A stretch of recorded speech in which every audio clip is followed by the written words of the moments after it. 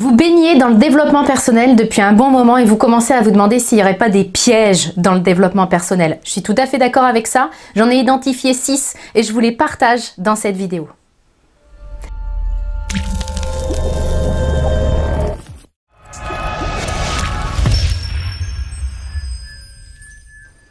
Bonjour, mon nom est Nathalie Martin, je suis coach en éveil de conscience auprès des hommes et des femmes qui veulent une vie remplie de sens et d'abondance à tous les niveaux. Alors si c'est votre première visite ici sur ma chaîne, soyez les bienvenus, je vous invite à vous abonner pour avoir en priorité mes prochaines vidéos. Vous regardez cette vidéo, alors probablement que vous cheminez depuis un bon moment dans le monde du développement personnel et vous commencez à vous interroger, vous vous posez peut-être la question de savoir s'il n'y a que des côtés positifs dans votre cheminement ou s'il n'y aurait pas des pièges dans notre bon vieux monde du développement personnel. Ça fait plus de 15 ans que moi aussi je baigne en plein dedans, j'ai testé beaucoup de choses, j'ai vu aussi beaucoup de choses, j'ai pu vous partager beaucoup de choses.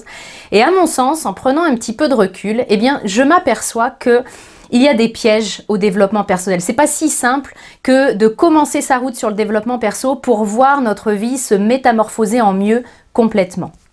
Donc je les ai recensés, ces pièges. Alors bien sûr, la liste n'est pas forcément exhaustive, c'est en tout cas les 6 pièges principaux que j'ai pu identifier et je vais vous les partager pour que vous puissiez éventuellement reconnaître si vous avez tendance à tomber dans certains pièges. Il n'y aura aucun jugement dans cette vidéo parce que tous les pièges que je vais vous partager, je suis tombée dedans moi aussi. C'est pour ça que je les connais bien, je les ai pratiqués un par un. Donc pas de jugement, mais simplement comme d'habitude, bien beaucoup de transparence, beaucoup d'authenticité, beaucoup de courage à se regarder faire parce que c'est à partir du moment où on va se regarder, à partir du moment où on va reconnaître les pièges dans lesquels on a tendance à tomber, bien que le chemin et que le développement, que le changement va vraiment pouvoir s'opérer. Alors le premier piège, il consiste à mon sens à s'en remettre à quelqu'un d'autre pour faire ses propres choix et prendre ses décisions.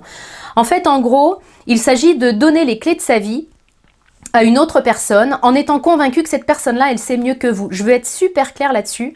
Nous sommes les seuls à être spécialistes de nous-mêmes. C'est-à-dire qu'au fond de nous, nous avons les réponses. Ce qui se passe, c'est que nous sommes coupés de ces réponses-là pour X raisons dont j'ai déjà parlé énormément dans d'autres vidéos. Donc, on n'a plus accès à cette petite voie. Pour moi, la clé, c'est de retrouver le chemin vers cette petite voie pour retrouver le chemin vers nos propres réponses. C'est pas à quelqu'un d'autre, personne d'autre ne sait ce que nous avons à faire dans notre propre vie. On peut donner des conseils, on peut recevoir aussi des conseils nous concernant, mais le spécialiste de nous-mêmes, c'est nous. Et à mon sens, le vrai chemin du développement personnel, c'est de redevenir un spécialiste de nous, un spécialiste de la vie et de savoir comment elle fonctionne.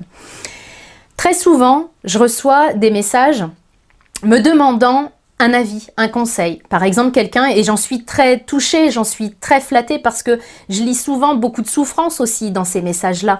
C'est paniquant quand on ne sait pas du tout quoi faire. Donc je le comprends complètement. Et en même temps, quand quelqu'un que je ne connais pas, que je n'ai jamais vu en séance de coaching, et puis qui m'envoie un message en me disant « Selon vous, est-ce que je devrais quitter mon mari ? Selon vous, est-ce que je devrais partir à l'autre bout de la France, faire un autre métier ?» Ça m'interpelle toujours ce genre de message parce que ça voudrait dire que je suis capable d'envoyer un mail, d'envoyer une réponse en disant « Ouais, t'as raison, il faut que tu fasses ça. » Et ça, je trouve ça extrêmement dangereux. Alors bien sûr que je n'envoie jamais ce type de réponse. Vraiment, pour moi, j'ai pas cette réponse-là. Je n'y ai pas accès. Par contre, ce que je sais faire parce que c'est mon métier, c'est accompagner les personnes à se reconnecter à cette petite voix, à se reconnecter à leur pleine puissance. Mais à mon sens, laisser les clés de votre vie, à quelqu'un d'autre et demander sans cesse des conseils parce que vous n'avez plus accès à cette voie-là, ça pour moi c'est une vraie dérive. Même si vous adorez votre thérapeute, votre coach, votre psy, peu importe, il n'empêche que vous restez le seul et unique spécialiste de votre vie et le seul et unique responsable surtout. Donc ça, c'était un premier piège que je voulais vous partager. Le deuxième piège, là aussi je suis vraiment tombée dedans, il consiste à se croire meilleur que les autres parce que nous sommes sur un chemin d'évolution personnelle. Alors bien sûr, on va pas se l'avouer, on va pas dire oh ouais, je suis meilleure que les autres, mais inconsciemment ça se joue.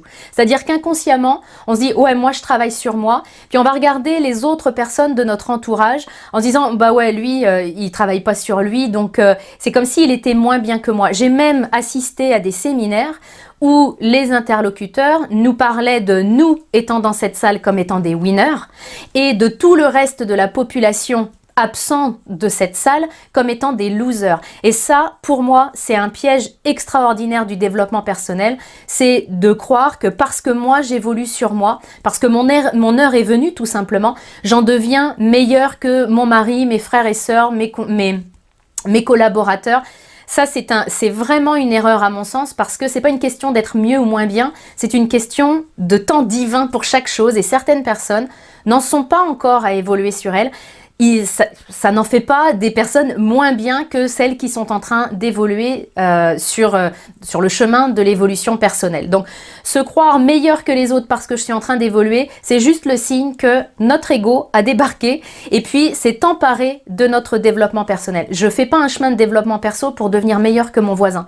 Je fais un chemin pour devenir vraiment qui je suis, pour devenir une meilleure version de moi-même. Le troisième est lié finalement, le troisième piège est lié au deuxième que je vous partageais, c'est l'isolement.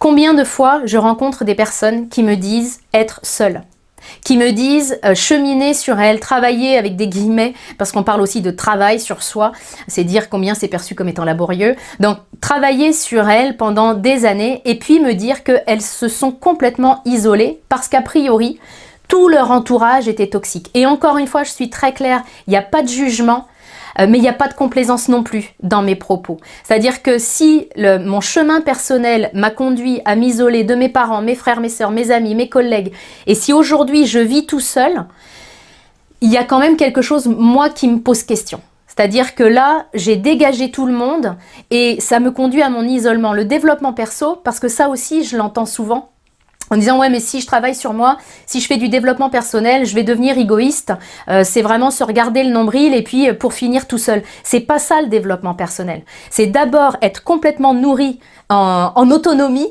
pour pouvoir après, vraiment, et ça se fait dans le même temps, quand je dis après, c'est vraiment l'idée que je peux faire ces deux choses-là en même temps.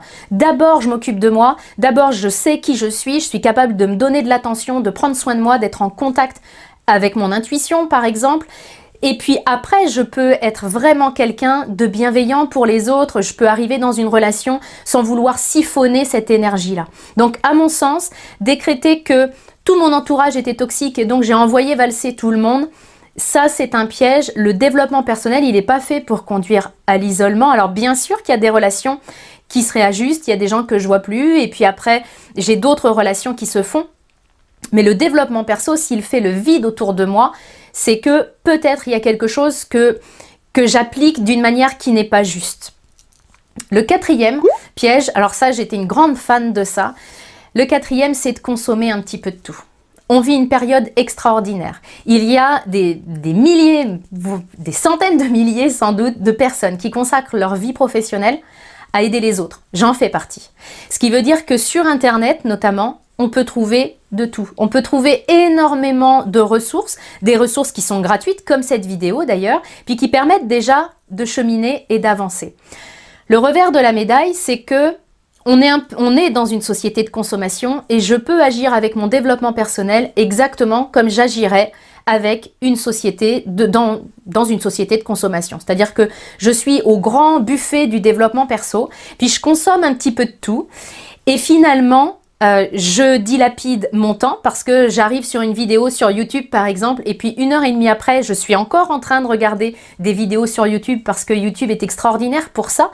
Il va m'amener à creuser davantage et à m'en proposer, mais ça peut être aussi quelque chose qui prend énormément de temps. Et ça peut être aussi quelque chose qui est le syndrome de l'objet brillant. Peut-être que vous avez déjà entendu cette expression-là. C'est-à-dire que je rencontre une personne ou je rencontre une formation et puis je dis « Ah, ça c'est génial !» Puis je vais la commencer. Je peux même investir sur moi. J'investis, mais je vais pas au bout parce que je vois passer une autre personne, puis une autre formation, puis j'aime bien aussi ce qu'elle fait.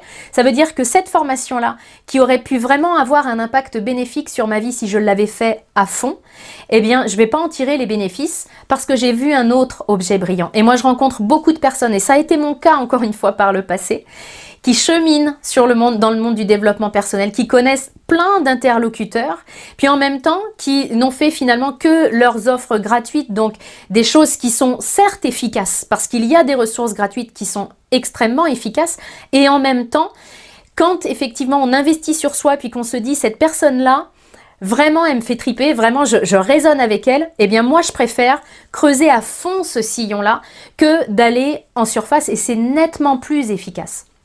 Donc la dispersion et le syndrome de l'objet brillant, c'est là aussi un piège du développement personnel, parce que pendant ce temps-là, et là j'en viens à mon avant-dernier piège, pendant ce temps-là, dans le concret, je n'implante pas. Ça veut dire que mon développement perso, je le fais au niveau de ma tête, donc j'ai compris plein de concepts. C'est le 5e piège, c'est de devenir un théoricien du bonheur, du bien-être, d'une vie sereine, d'une vie heureuse. On va se dire clairement les choses. Je pense que si vous regardez cette vidéo et que c'est pas la première et que ça fait plusieurs années que vous cheminez dans le monde du développement personnel, vous en savez assez pour pouvoir vous créer une vie qui soit à la hauteur de ce que vous voulez. C'est-à-dire que vous avez assez de connaissances. Ce qui manque, c'est d'appliquer ces connaissances. Nous sommes, pour la plus grande partie d'entre nous, de grands théoriciens du bonheur. C'est-à-dire qu'en théorie, on sait très bien ce qu'il faut pour être heureux. Vous pourriez écrire un bouquin là-dessus, je suis sûre. La différence, c'est que on le vit pas.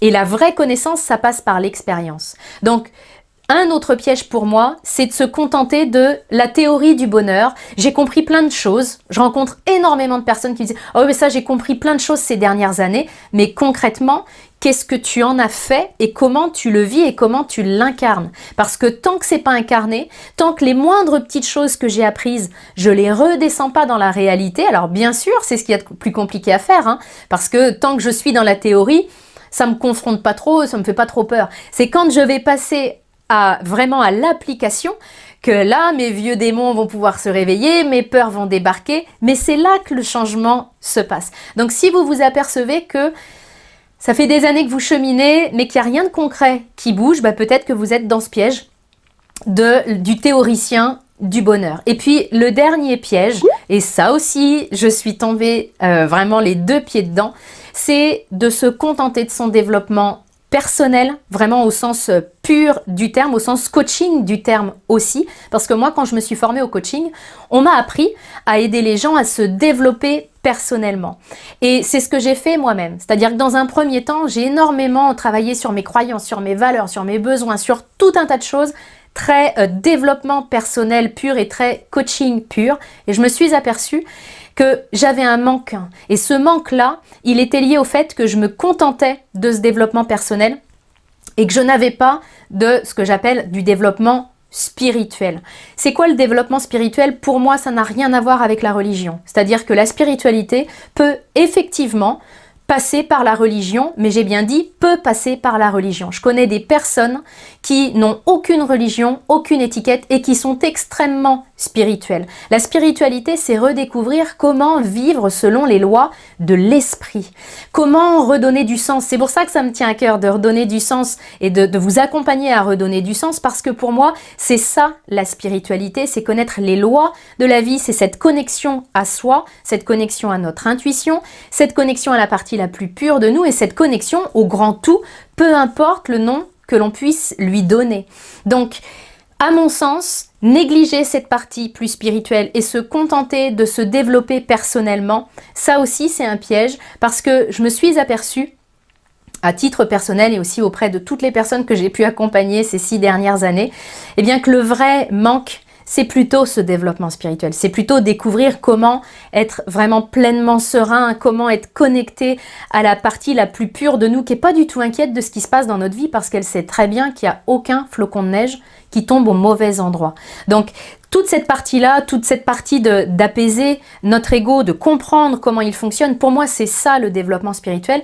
Et moi, très clairement, c'est ça qui a changé ma vie. C'est ça qui m'a permis de passer de la théoricienne du bonheur que j'étais, parce que j'avais bien tout saisi dans ma tête, à vraiment la praticienne et à me dire, ok, ça je le redescends, et je le redescends tellement que maintenant c'est devenu une habitude. C'est ce développement spirituel qui m'a vraiment permis de décoller puis de donner une autre dimension à ma vie. Donc ça me tenait à cœur de partager ces 6 pièges. Partagez-nous en dessous cette vidéo dans les commentaires si vous avez un piège qui vous parle plus qu'un autre. Alors bien sûr, la bonne nouvelle, c'est que la première étape pour sortir de ce piège-là, c'est de le regarder. Et puis après, il est possible de sortir de ces pièges. Comment je le sais? Parce que je l'ai fait, tout simplement. Alors si vous voulez aller plus loin, vous savez que vous pouvez télécharger mon coffret gratuit 3 clés pour redonner du sens à votre vie. Le lien va apparaître en haut à droite à la fin de cette vidéo et je le mets également dans la description qui accompagne cette vidéo. Si vous avez envie que je traite de thèmes en particulier lors de mes prochaines vidéos, n'hésitez pas à me laisser vos suggestions dans les commentaires. Et si le sujet m'interpelle, s'il fait vraiment partie de mon expertise, je me ferai un plaisir de tourner des vidéos sur mesure pour vous. Je vous souhaite le grand meilleur. Je vous retrouve très bientôt.